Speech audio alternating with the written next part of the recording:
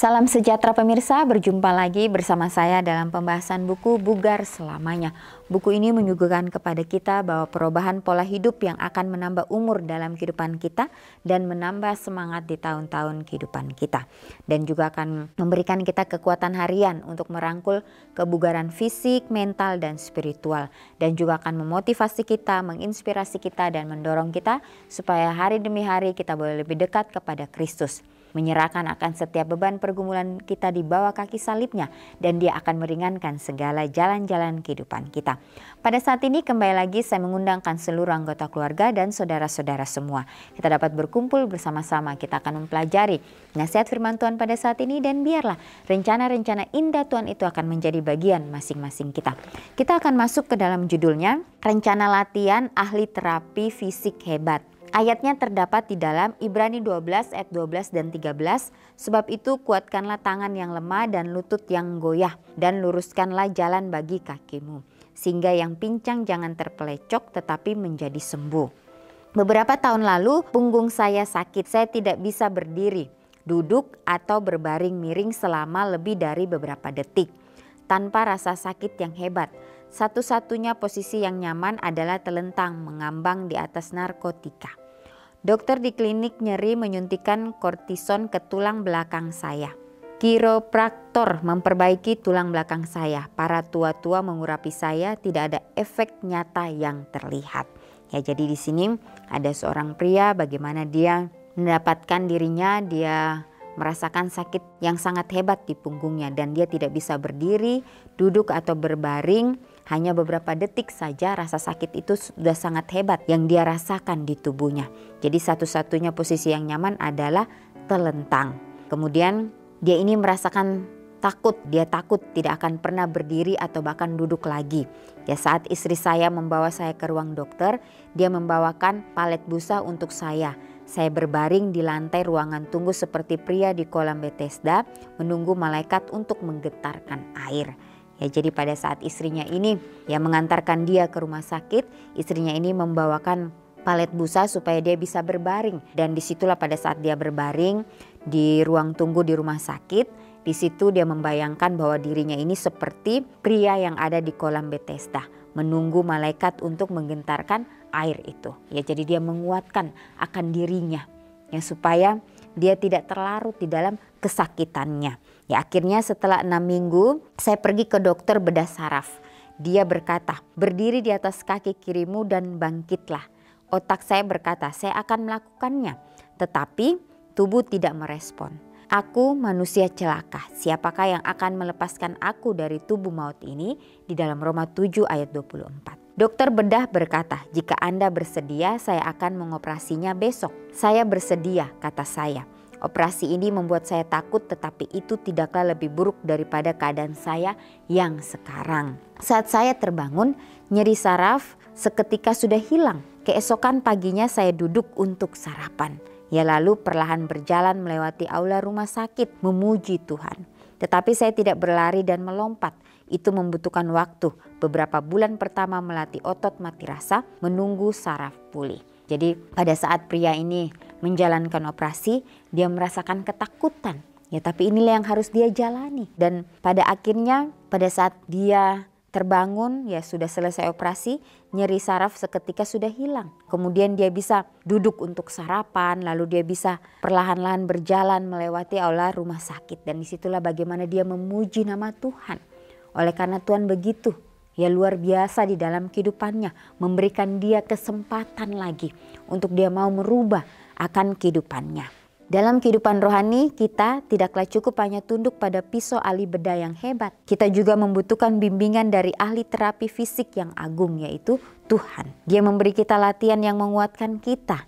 Dia meminta kita untuk datang kepadanya di dalam Matius 11 ayat 28. Kemudian dia menyuruh kita untuk pergi dalam Matius 28 ayat 18 sampai 20. Dia memberi kita tantangan di dalam 1 Korintus 10 ayat 13. Dia meminta kita untuk ikut di dalam Matius 4 ayat 19. Latihannya progresif, membangun kita tanpa membuat kita patah semangat di dalam Filipi 4 ayat 13. Jadi di sini juga pria ini menceritakan bagaimana almarhum neneknya juga menjalani penggantian kedua lututnya yang menderita rematik. Ya, dia segera berjalan 1 mil sehari, lebih banyak daripada yang bisa dijalani selama bertahun-tahun. Tetapi dia tidak melanjutkan latihan membungkuk dan merenggangkannya, karena itu terasa sakit. Jaringan rusak terjadi di persendiannya. Segera dia tidak bisa berjalan lebih dari beberapa meter dan rasa sakitnya kembali lagi. Jadi inilah menjadi suatu pelajaran bagi masing-masing kita, supaya pada saat Tuhan masih memberikan kita kesempatan saat ini, biarlah kita dapat pergunakan kesempatan itu dengan sebaik-baiknya. Bagaimana penyerahan sepenuhnya kepada Kristus itu sangat penting di dalam kehidupan kita. Sehingga kehidupan kita ini boleh berjalan sesuai dengan kehendak Tuhan saja. Jangan kita mengambil jalan-jalan kehidupan kita sendiri. Maka disitulah kita akan menyesal nantinya. Biarlah kita mau menyerahkan semuanya hanya kepada Kristus, sehingga Kristuslah yang akan selalu menolong kita, yang akan selalu menuntun setiap rencana-rencana kita. Ya, secara rohani banyak di antara kita yang mengalami kondisi serupa. Tuhan, latihan rohani apa yang Engkau ingin saya lakukan hari ini? Ya, jadi kita meminta kepada Tuhan, latihan apa yang Tuhan inginkan supaya kita jalankan di dalam kehidupan kita, supaya kita betul-betul mengenal siapa Tuhan yang kita sembah. Ya, disitulah kita akan merasakan bagaimana kasih Tuhan yang luar biasa yang akan menuntun kehidupan masing-masing kita. Ya, akan banyak pengalaman-pengalaman yang kita alami, ya, berjalan bersama-sama dengan Tuhan. Disitulah Tuhan akan menunjukkan kuasanya bagi kita. Karena tidak ada yang mustahil bagi Tuhan. Semuanya Dia akan merencanakannya sesuai dengan kehendaknya. Akan banyak yang akan terjadi, baik itu hal-hal buruk maupun hal-hal yang baik dalam kehidupan kita. Tapi biarlah itu menjadi suatu pelajaran bagi kita, supaya kita mau lebih lagi berserah kepada Tuhan saja. Ya, kita juga sebagai umat-umat Tuhan yang hidup di akhir dunia ini, ya, bagaimana setan bekerja keras. Dia akan menggempur kita dari berbagai sudut. Ya, dia tidak senang untuk kita lebih dekat dan lebih dekat kepada Kristus. Dia akan mencari cara untuk menjatuhkan kita. Tapi biarlah kita boleh terus berpegang hanya kepada firman-Nya. Firman-Nya yang hidup akan memberikan kita kekuatan untuk kita mau terus melatih kehidupan kita. Ya, sebagaimana pria ini, pada saat dia mengalami suatu kesakitan yang luar biasa dalam kehidupannya, kembali lagi dia bisa mengingat akan janji-janji Tuhan. Ya, dia merasa bahwa dirinya seperti seorang pria yang ada di kolam Bethesda, menunggu malaikat turun dan menguncangkan air itu. Ya, bagaimana kita juga harus mempunyai iman untuk mau dilatih hari demi hari. Ya, iman itu harus dilatih supaya terus bertumbuh di dalam kehidupan kita. Supaya kita pun dapat merasakan bagaimana kasih Kristus dalam kehidupan kita masing-masing. Ya, sebagaimana pria ini, ya, dia merasakan ketakutan dalam kehidupannya, bahwa nanti dia tidak bisa berjalan lagi. Tapi bagaimana dia mau berusaha, dia mau supaya Tuhan dapat memberikan dia kesempatan sekali lagi. Sehingga pada saat dia percaya, ya, disitulah bagaimana kesempatan itu diberikan kepadanya. Dan dia pun dapat perlahan-lahan merasakan bahwa sakitnya sudah tidak dia rasakan lagi. Dan dia bisa berjalan. Dan disitulah bagaimana dia dapat memuji Tuhan pada saat dia berjalan perlahan melewati aula rumah sakit. Dia memuji nama Tuhan. Tetapi dia belum bisa berlari dan melompat. Karena itu membutuhkan waktu. Beberapa bulan pertama melatih otot mati rasa dan menunggu saraf itu pulih kembali. Jadi inilah bagaimana dia perlahan-lahan mendapatkan suatu kesembuhan. Dan disitulah bagaimana kesempatan yang diberikan kepadanya dia pergunakan dengan sebaik-baiknya. Ya, dan bagaimana dia mengingat kembali ayat-ayat di dalam Alkitab yang mengatakan bahwa Tuhan memberi kita latihan yang menguatkan kita. Ya, bagaimana dia meminta kita untuk datang di dalam Matius 11 ayat 28. Dia menyuruh kita untuk pergi dalam Matius 28 ayat 18 sampai 20. Kemudian dia memberi kita tantangan di dalam 1 Korintus 10 ayat 13. Dia meminta kita untuk ikut di dalam Matius 4 ayat 19. Ya, latihan progresif membangun kita tanpa membuat kita patah semangat di dalam Filipi 4 ayat 13. Ya, inilah ayat-ayat yang dapat menguatkan kita supaya hari demi hari kita boleh lebih berserah kepada Tuhan saja. Ya, bagaimana pada saat Yesus berada di dunia ini, dia juga mempunyai pengalaman-pengalaman dalam kehidupannya. Ya, dia merasakan apa yang kita rasakan saat ini. Bahkan lebih lagi. Karena dia rela mati untuk kita. Dia rela berkorban di atas kayu salib.